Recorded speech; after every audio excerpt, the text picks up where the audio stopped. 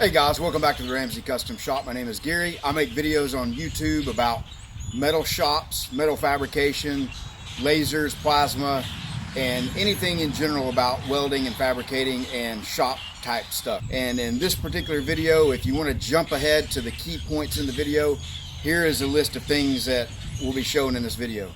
All right guys, check this out. One of my viewers and followers, I can't remember if I made him this kit or if he just bought the plans and made it himself as far as the table base goes, but you can see it's one of the ones that I offer. I think he just bought the plans and did the cutting and all himself.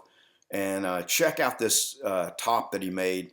Tried to get some more details on it, but they were kind of sparse and coming, wouldn't get a lot of details, but on how he actually built this. But just a super cool table with this cool metal top with looks like epoxy finish on top of it, or maybe automotive clear, I'm not sure which one, but just some cool detail, rust effects, and that edge banding, pretty cool. And then of course the base that you recognize. All right guys, check it out. I've been doing a little forklift shifting. Okay guys, check it out. I've been doing a little forklift shopping and looking around to see, kind of what's available, and taking a look at Facebook Marketplace here.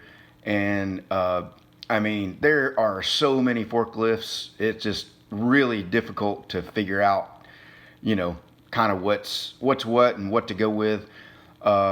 Everything from, a couple $1,000s for a beater warehouse forklift up to, ones like this one here that I looked at, an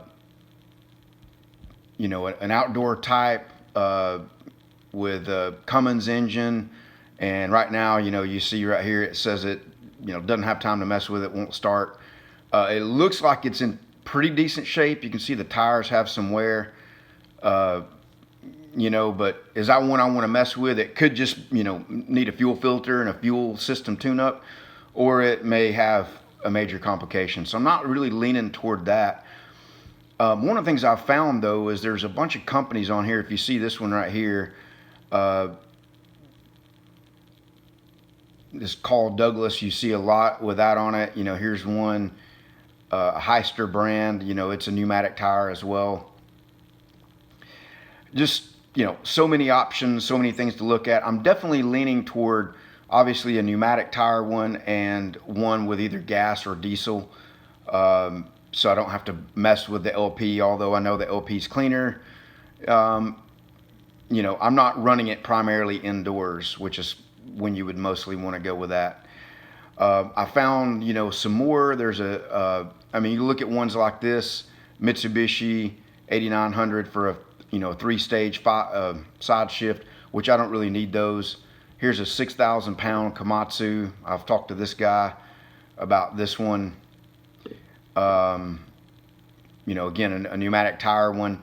There's these guys around, no offense, but I think most of them are Mexican, and they buy up these, used forklifts. They do the repairs on them. They give them a paint job and they resell them. They offer free delivery, and they offer like a 30-day warranty that if anything breaks on it or you're not happy with it, you can just swap it for another one. And they're all kind of in the same general price range. They're all kind of like 5,000 to 9,000, and they range from 5,000 pounds to 8,000 pounds. So the other option I'm looking at is, I've looked on Alibaba, about potentially importing one directly from a Chinese manufacturer. You can see the prices vary a lot. Most of these are lower weight ratings, and a lot of them are battery operated. I thought about battery operated, for what I would need. Intermittent use, I don't really need it to run all day long, or anything. More than likely, I'll just be cranking it up, unloading something, and it'll probably sit for a week or 2 weeks and not need it again. So I'm thinking battery might not be a bad way to go on that. But anyway, just kind of doing some shopping here, want to make a good decision on this. I've got, I'd like to be in the 5,000 range, but I could spend 8,000 or 9,000 if needed. Want to kind of cap it at that. Let me know what you guys think. If you have a specific comment or thought on this, leave a comment. All right, guys, here's an update at the back of the shop. And you may remember on a video last week that I showed that this tree was down. Thankfully, it came the opposite way from the shop and leaned out into this neighboring property here, which that right there is the Masonic Lodge for the area. So you can see the back of the shop there, and the two big trees I was most worried about, they're right there. And you see they've got plenty of distance to get on the shop if they were to go that way. So we got that tree down and cleared up. We'll show you more about that. And then all these vines that are growing have been cut. So at least for now, I mean, I know they're going to regrow, and I got to figure out what we can do about keeping them from growing. And as some of you guys know, I live right on a major highway, Texas highway that stays busy. Big trucks always going by, which was kind of by design, you know, to have good access. But somebody pointed out, you know, that one good thing I could do would be to, I mean, it looks like Sanford and Son at the back of my shop, doesn't it? There's just junk everywhere back there. Let me go out closer to the road here.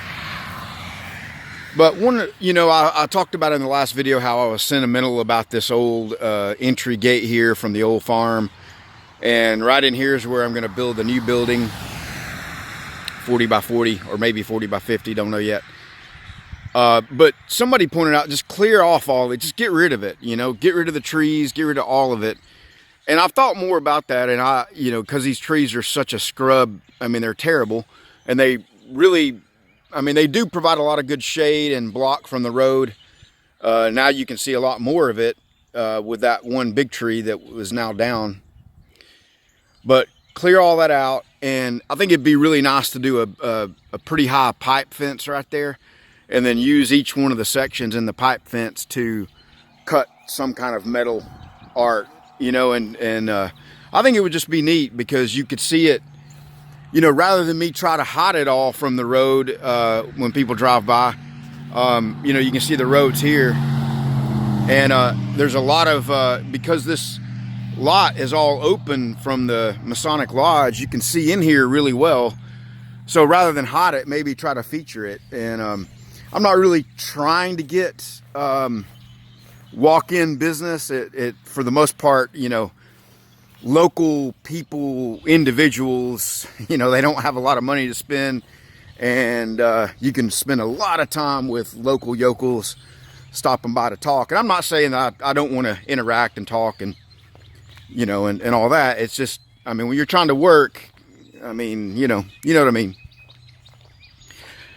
So part of that tree that was down, you know, we drug over here, and I had the limb on this tree. You guys may remember it, but you can see it's broken right there. It was leaned way out there, and one of these is that limb. I don't remember which one it is. And then you can see these two trees right here are growing out. They're both down. This one's leaned into this one, and there was another one that was dead laying right here, and that one is right here. You can see very shallow root system, and so we got some of it burned before the chainsaw stopped working, and it also started raining. And that big one in there is not burning very well. It's one of the green ones that, you know, came down from the back. But also got the scraps hauled off. I think maybe you remember in the last video, my trailer was stacked full. I had a bunch of offcuts leaned up against the shop and paint cans, and luckily they take the paint cans, and I go through a lot of those with all the automotive stuff. And so that brought $160 worth of stuff. And you see I got some pallets here. A couple of those are mine, and some of them are just ones that I got to throw on top, and some diesel fuel to help some of this green stuff burn. It just does not want to burn. So hopefully these older dead trees, a few pallets and some diesel fuel will get the rest of that burned. So anyway, my neighbor works at the school. He's a good friend of mine, good guy.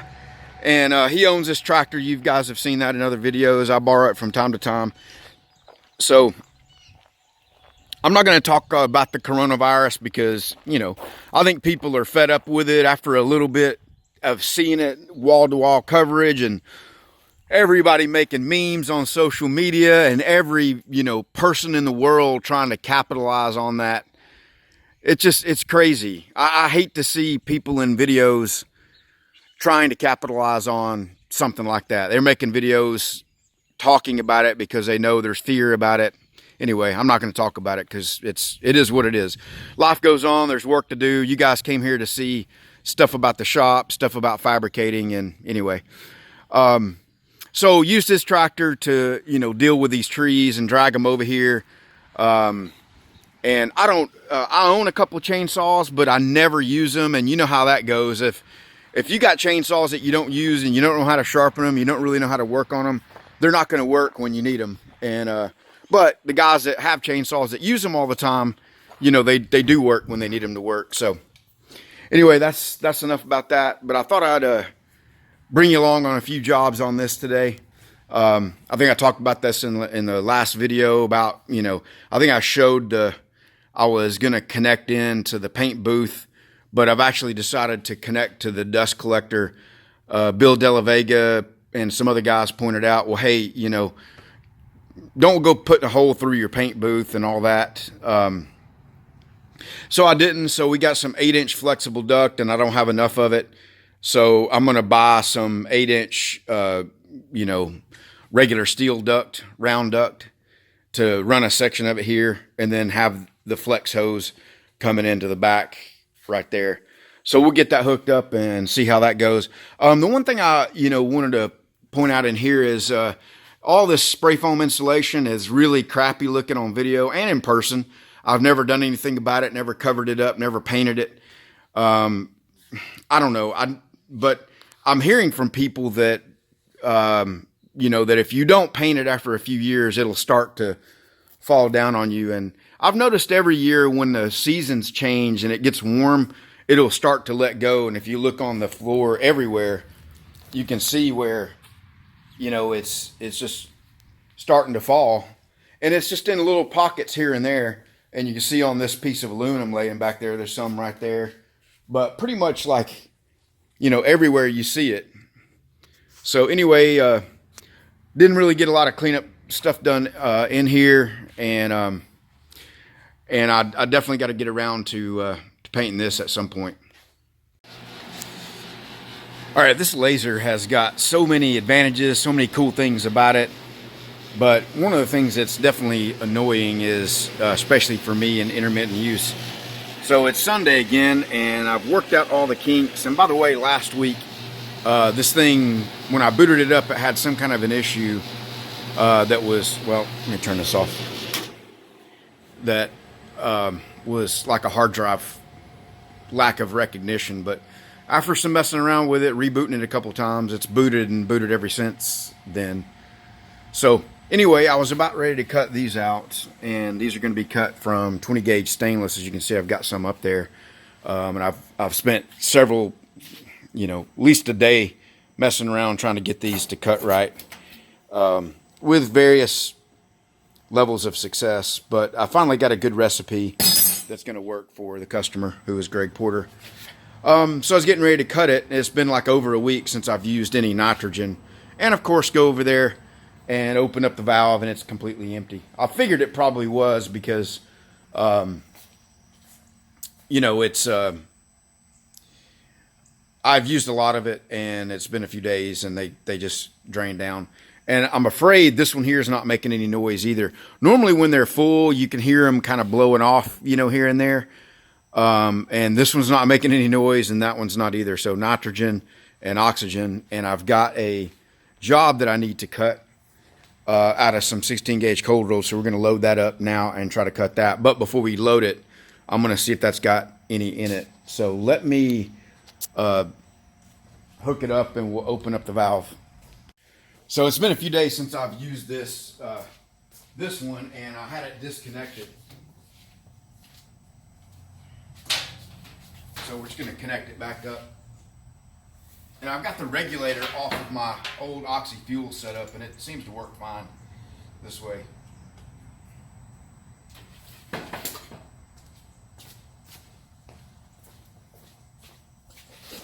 and we'll open that valve up and see what we got. You can see this cylinder has seen its better days. And it feels very light, so we should get pressure up on this one here. Oh yeah, we can work with that. So at least we can cut some mild steel today. And I got an order from eBay for a 7-foot American tattered flag, so that's what we're going to cut. Normally I would probably just go ahead and cut that on the plasma, but we sold the plasma, so we're going to laser cut it, which means I'll have to do some artwork changes to it. So anyway, let me get that set up and get this stainless off the table. We'll throw some steel up there and get to cutting. Now, one thing I got to get settled is figure out what I'm going to do with all this. I've talked about rotating all this around the other way so I can load sheets easier, but for now I'm just going to keep it this way. And it's definitely a lot easier to load a sheet with this pulled out. So I'm just going to pull this out.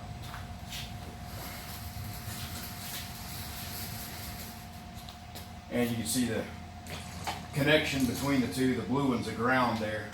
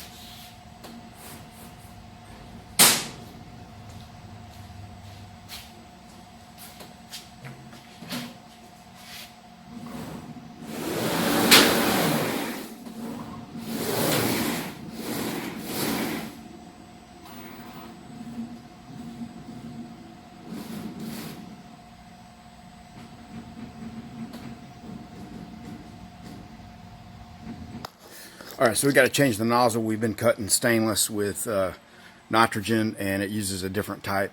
And I don't know about you, but I like to keep all my consumables just really organized and easy, easy to find. Yeah, right. Need to do a little bit of work on that.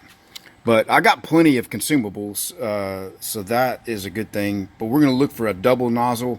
And if you notice, this one here has that inner extra ring right there. That's called a double. And the ones that don't, like this, that's called a single. So the singles are for nitrogen and air, and the doubles are for oxygen. So we're going to run a 1.5 double on this, and let me find it, and we'll go swap it out. One of these days I'm going to repaint all this with some really slick automotive clear so that all this will just wipe off easily. Unfortunately, with this very porous powder coat, it does not wipe off easily. Now, I don't have an excuse for the laser head. That will wipe off easily. I just haven't done it. And once you start doing production cutting, man, it gets nasty. So we're just going to swap out the nozzle here. And we were cutting with a nitrogen with a 1.0 single, and we're going to put the 1.5 double in there.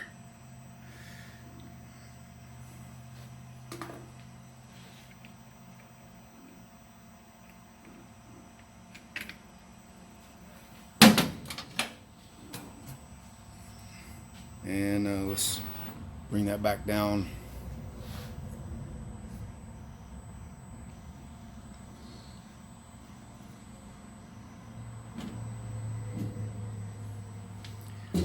All right, so let me show you.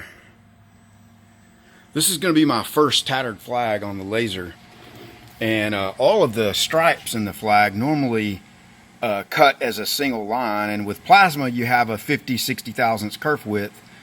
So with laser, I had to go in there and make all those lines. Whoops, I might have missed one. I sure did. So I got one right there that I missed. So I got to go fix that real quick. But I had to go make all those lines actually closed contour rectangles so that it'll actually make a kerf, because the laser cuts such a fine finish that it won't make a good kerf. So and you won't be able to see the lines. I mean, it probably would be fine, but that's how I'm doing it. And then you see on this, I've gone ahead and taken the waste material. Now this is showing you here the 5x10 sheet, the white line. But we had a 4x8 on there, and I went ahead and got some rectangles out of it to process the waste, and then the rest will just be a carcass that we throw away, and then we'll have be left with these pieces that, you know, we can use for other little jobs. But let me go fix that cat issue real quick, and we'll get to cutting. All right, we're ready to cut this now, but we're going to do a couple things before we do that. One is we're going to raise the head up a little bit, and then we're going to hit this button right here called the frame button, and it's going to frame out the cut, make sure it's going to fit where we have it. So we'll run that. It's going to use up the bulk of this sheet. It's also going to make sure you have it on there straight.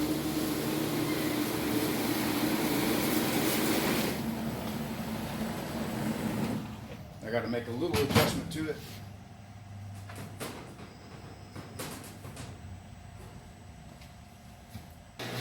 All right, now we got it framed out in the right position, so let's cycle start it and get it going.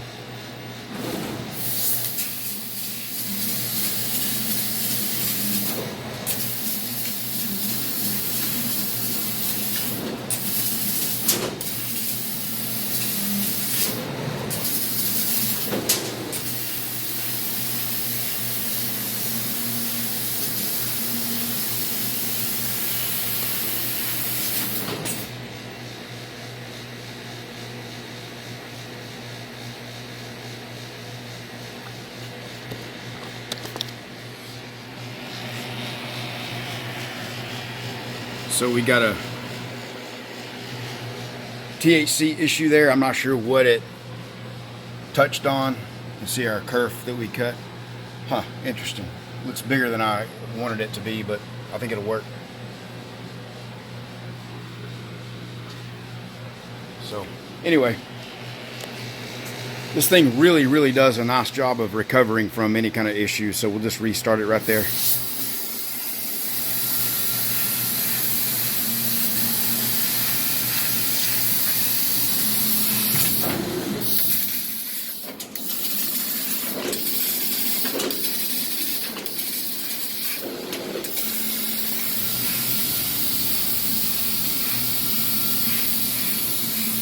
All right, one thing that we got to do is raise up our door, get some airflow in this mug.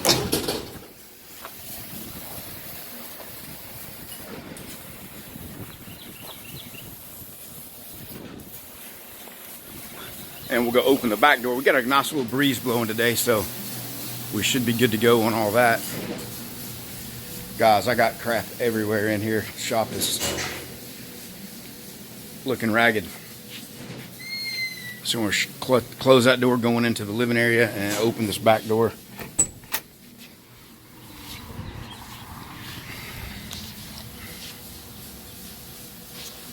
One nice thing about cutting with oxygen is it's super quiet. And we got another tip touch there. We got a few tip ups. I should have micro jointed those stars to keep them from popping up like that. But we'll just restart it again.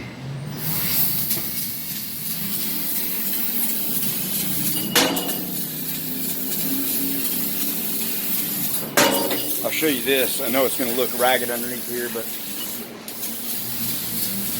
I had those big jobs for Bleep and Jeep that I cut, and you can see the trays there, the collection trays, and they're on wheels. They just pull out, and really easy to clean compared to plasma with the water table. So we'll babysit this job.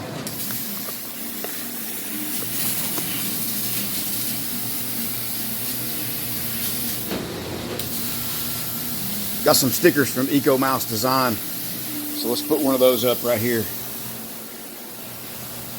One of these days I'm going to get back on this lathe and do some work on it. I know people get tired of hearing me procrastinate, but listen, if you're watching this and you've hung in here this long and you don't procrastinate on any of your projects, then you know what? You're better than I am.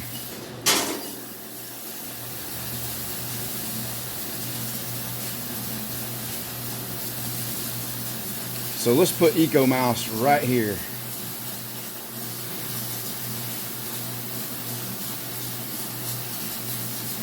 I didn't even get it straight. Man, you're talking about pissing him off that I stuck his sticker over an oily spot fingerprint and didn't even get it on there straight, because the guy's a perfectionist. He'll hate that. But that's what he gets for being a troll to me, just giving me grief all the time for all kinds of things. So this should take about maybe 10 minutes, 15 minutes to cut. You can see it's blasting through those stars pretty quickly there.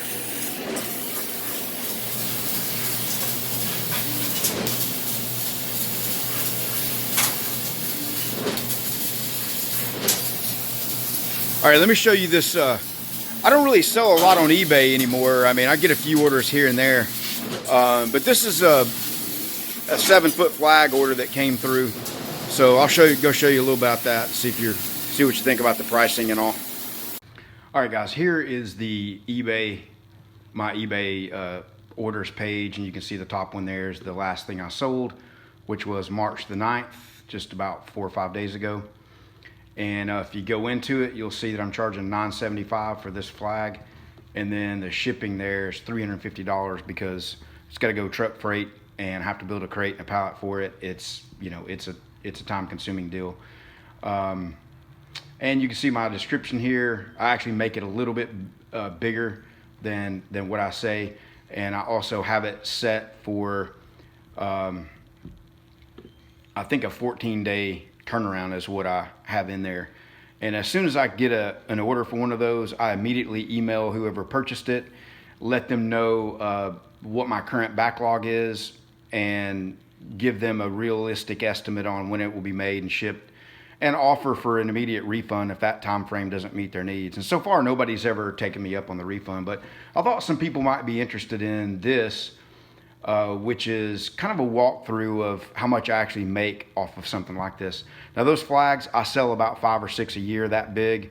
Obviously, the smaller ones, I sell a few more of those. But so on a flag like that, you see they've got the revenue broken down, $9.75 for the flag and $3.50 for the shipping. The total or subtotal is $13.25 is what comes across in my PayPal. Now, there are PayPal fees, which I didn't show here, but it's 3% less than that. But I will talk about the eBay fees because those are pretty significant. But the material, you saw that we're using a 4x8 sheet of 16 gauge cold roll. That flag takes up pretty much the whole sheet. I mean, you can get a few drops out of it or whatever, but for the most part, I'm allocating the whole sheet to this. I use about $20 worth of the red and blue candy to spray the stripes, and about $40 worth of clear because I use a pretty expensive clear and I use a lot of it. Masking tape, $5 for that. And then you get into the labor costs to set up the job and load the sheet. That's about 15 minutes. These are showing quarter hour increments here. So 0.25 means a quarter of 1 hour, not 0.25 minutes. It's actually 0.15 minutes. Cut the job. That took about 15 minutes to do. Offload the job and, you know, process the sheet and all that. That's about 15 minutes. To get it cleaned up, front and back, is about a half hour. I want all the oils completely off of it, and it's 3-4 stages of wiping, cleaning, you know, to get the oils off of it. So it's pretty time consuming, actually. And then to do the artistic hand grind on it, I spend, you know, maybe close to a half hour on that. Mounting the hangers on the back, about 15 minutes to make those out of some TIG welding rod for the ones that I make and weld on. And then to mask and spray the blues, the stars blues, about 1 hour. And to mask and spray the red stripes is about 2 hours for that. And that's allowing the flash times in between coats and things like that. So there is a little bit of downtime in there that I can kind of sneak in some other work while this is going on. But, you know, I can't really get too far down the path on other stuff or I'll end up messing up this. But so clear coat, usually wait till the next day and shoot the clear. And like I said, I put a lot of coats on there. I wait the full flash time, 15-20 minutes. I never ever get in a hurry on the paint jobs. I take as long as I need to take because getting in a hurry will never save you anything. In fact, it'll cost you rework. And my goal is to get the paint job completely done without any touch-ups, any issues to deal with. And my best chance to do that is to take my time. So to clean the guns, get them all prepped, put away everything when I'm done, a half hour for that. And then once that's all said and done, a few days later, I got to come back and build a pallet and a crate, get it all mounted in there. And that takes me about 3 hours to do that. So you see that I've got 10.5 hours of total time into making a flag that big. So to get down and kind of look at the summary of this, the total revenue again is $13.25. The materials are subtotaled at $113. The shipping on YRC freight is about $150, sometimes a little less, sometimes a little more. eBay is going to take $50 in fees. It's probably another $30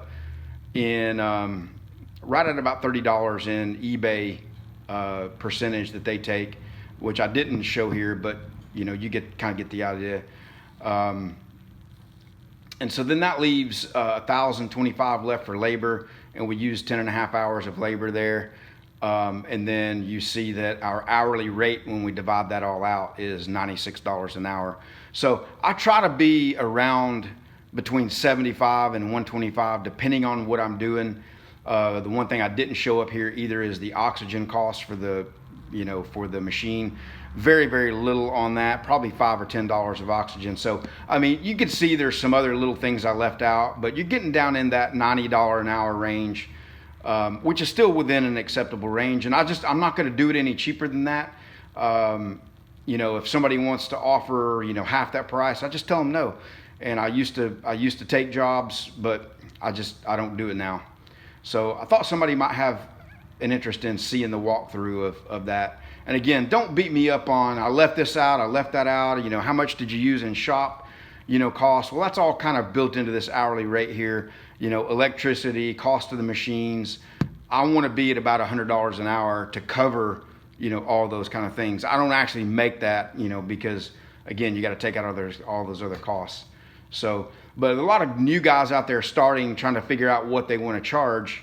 Well, here's a kind of a reverse way to, you know, once you do a job, several jobs, you can break down all your costs this way and say, you know, is $96 an hour what I really want to make? Or is it, you know, is your rate $50 an hour? And you got to factor in what will the market bear.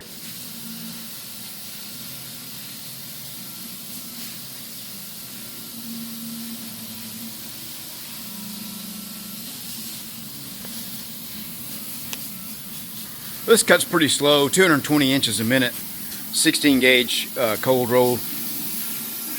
I've experimented cutting these out of different materials and thicknesses and all that. And if you make it thicker, it'll be a little more stiff, but you just adding weight to it, you know, for the person that's going to get it. And I found 16 gauge. Once I get it bent, it holds together pretty nicely, but it's cutting the overall shape of the flag out now.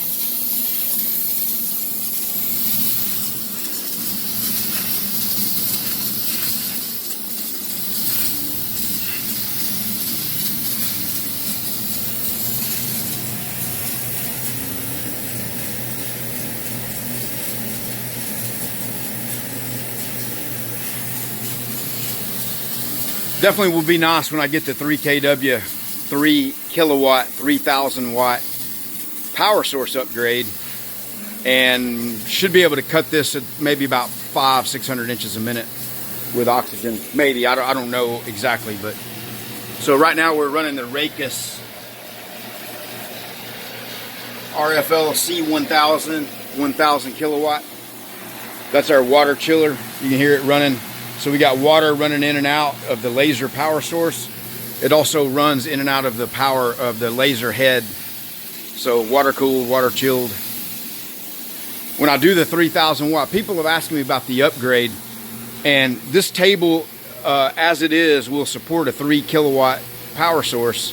That's the max. I'm not sure why, you know, I guess after that you have to start looking at the motors and things like that. But to upgrade the power source, you have to swap that out, of course. And the 3 kilowatt is a standalone. It won't fit in the cabinet, so it'll be another separate box. The water chiller has to be upgraded, and the laser head that's actually doing the cutting has to be upgraded. So it's about a $30,000 proposition. Now I can sell the 1 kilowatt. I will be selling it for maybe 8 or 10,000, something in that range. I'll have to find out for sure. You see that's cutting out there now.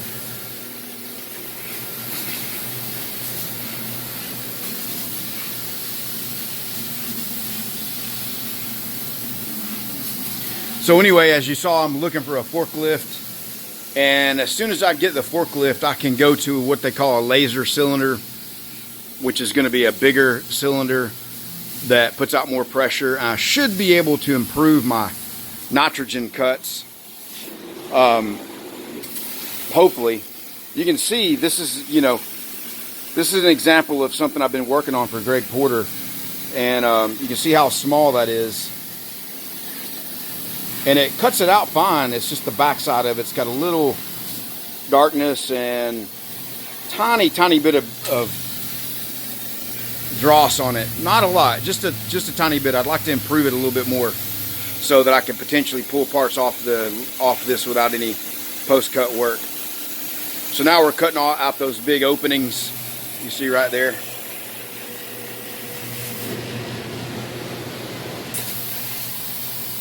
Hopefully I didn't nest those too close and cut part of the flag off, but that's one of the nice things about making one of these flags is they're so forgiving, you know. I mean, let's take a look at this.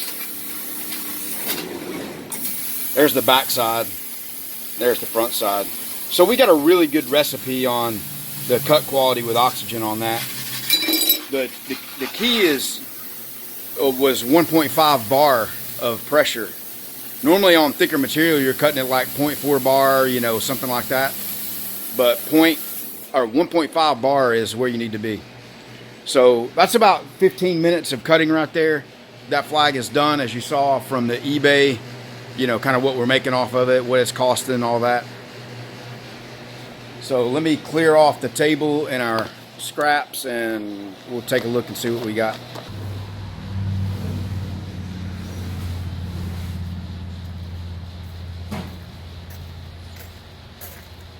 You feel me? What? Will you feel me? Yeah. You're all right, though. You don't want to be on camera? I'm not breaking.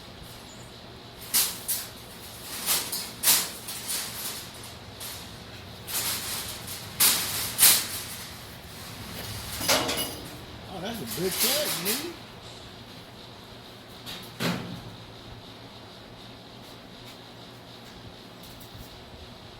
Come out right?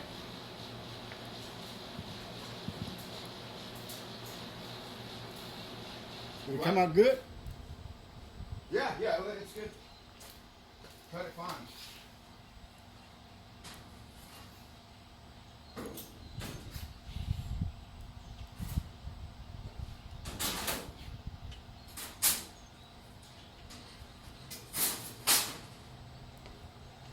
How many you gonna cut? Oh, just that one today.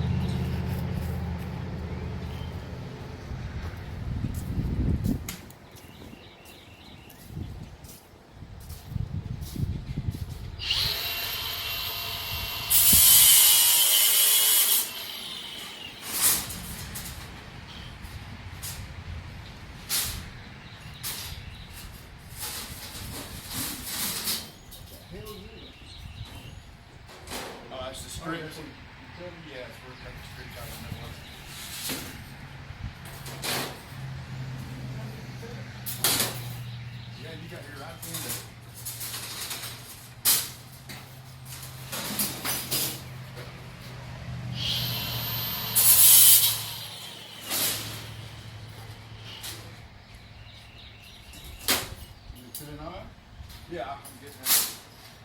But yeah, I had a rough day yesterday.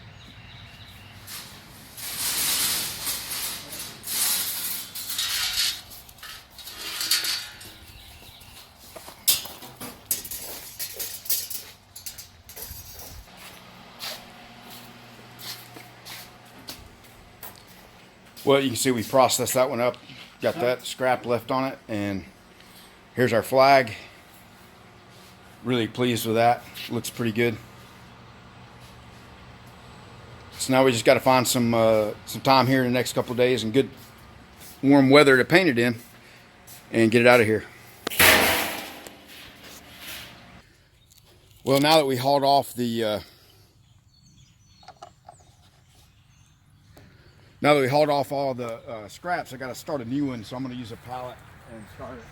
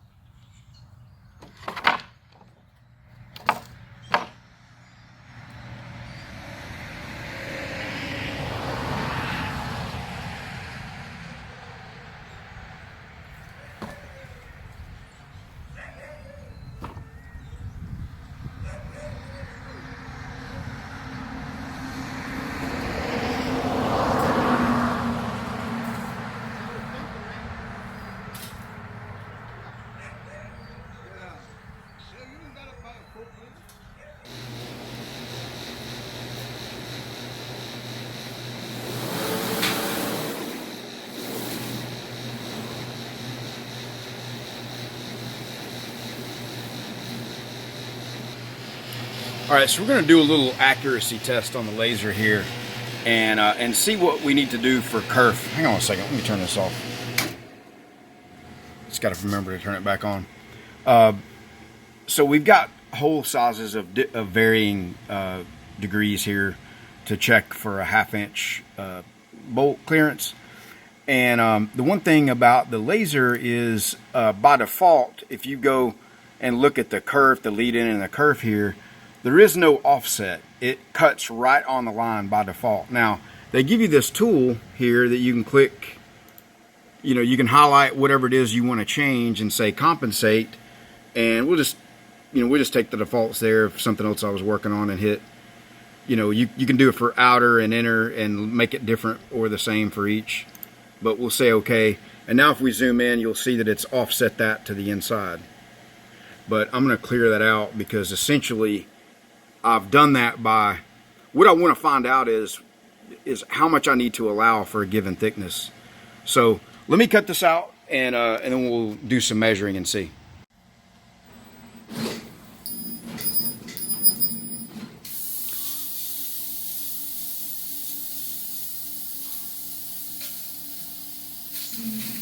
It's actually engraving those sizes that are in pink.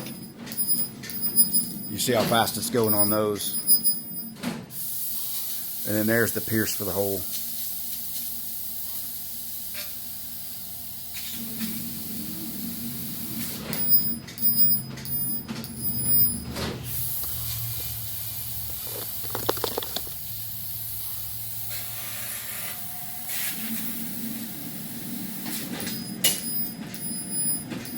That's the engrave right there. So in the software you can separate the layers by color, and you can actually have different cut profiles. So if you go to layer here, you see it's showing us our green and pink because those are the two that we got selected. So our green, we're cutting at 52 inches a minute, and then our pink, we're cutting at 400 inches a minute with a dynamic power adjust to get it to do the engrave.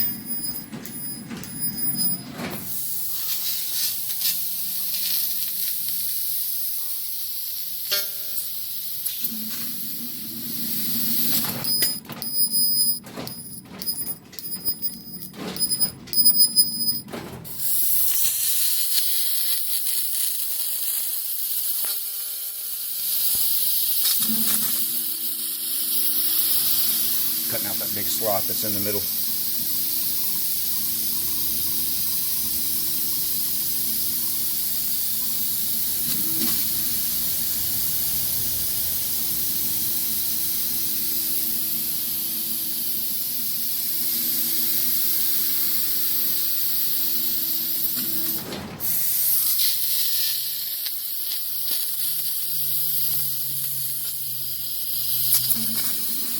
We'll watch underneath it as the stage of the pierce, and you'll see that about halfway through the second stage it makes it through, which is kind of what you want. It gives you a little room for error.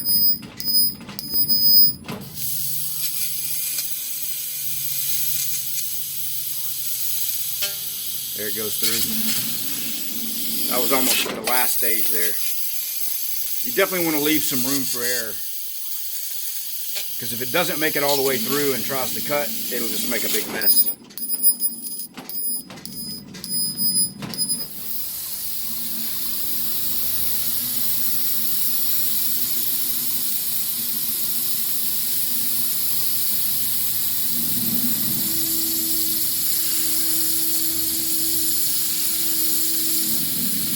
All right, so here's our piece you saw cutting out there, and basically what we have is a progression of 1/2 inch holes with, allowing so much for the kerf. So we started with 0.476 and stepped it up by 2 thousandths all the way up till we got to exactly 500 thousandths.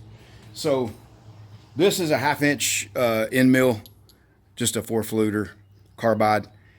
Closest thing I have really to an accurate, gauge pin. So this should be really close, under 1 thousandths of where it needs to be 0.500. So we're going to use this as kind of a go, no go on this. We're going to start with the 476, and you can see it doesn't even want to start in there. 478 definitely doesn't start. 480 doesn't start. 482 doesn't start. 484, it's starting to want to kind of slip in there, but it doesn't start. 486, it starts in there just a little bit. So I would say that the real kerf that's being displaced is probably 14 thousandths or 0.500 minus that. And 488 is our first hole that'll actually go in. So so that's, again, that should be, I can throw a mic on it here in a second. We'll actually do that here in a second. And here's a 1/2 inch grade 8 bolt. And we can do the same thing. We know it's, so if you go down here to 480, these bolts, the threads are usually somewhere around 5 thousandths under, in that range. 482, it'll actually go in on the threads. But this is what I was telling Bleep and Jeep about, that depending on the bolt, if you get it too close on that, and how this all came up is I made a whole bunch of parts for Bleep and Jeep, and we wanted a nice fit, but not too tight so people are having to ream out or drill out their holes, but not too loose because it's suspension components and it's going to wear over time, because this actually serves as a bushing wear surface as well, the holes that I was making in the parts for him. So 488 goes in there really tight. But I ended up going with, I'm sorry, that was 486. I ended up on his, I went with 488 is what I ended up going with on his. So anyway, that's that. The edge quality on this particular part is not very good. I still have some settings to dial in, and then something over there was kind of off. I may be running out of oxygen, so I might have been low on oxygen pressure. But so we're going to check the squareness of this edge here in the milling vise now.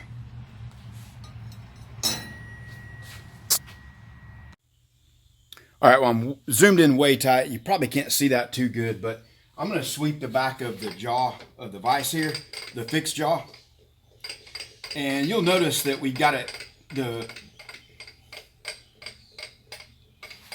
the mill vise is trammed in less than 1 thousandths. It's barely moving a tiny bit there. So we know that we're pretty square with our vise. So now let's check our part.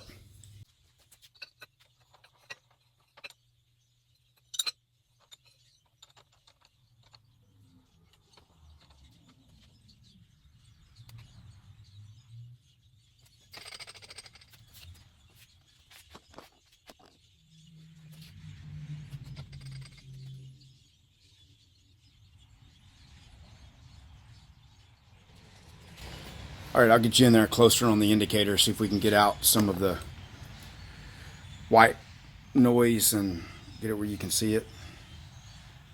All right, you see it's dead on 0 there. So we'll move it out to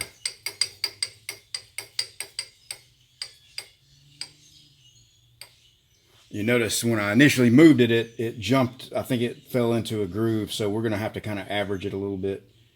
So let's try to get it on 0. All right, and we'll get you around where you can see the whole thing a little bit better.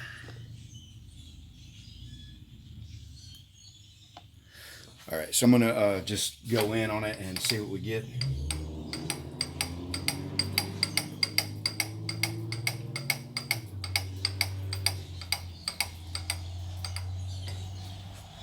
It's like about 6/1000, 7/1000 right there. Across, this is right at about 6 inches, a little bit under. So let me go back and see if it repeats.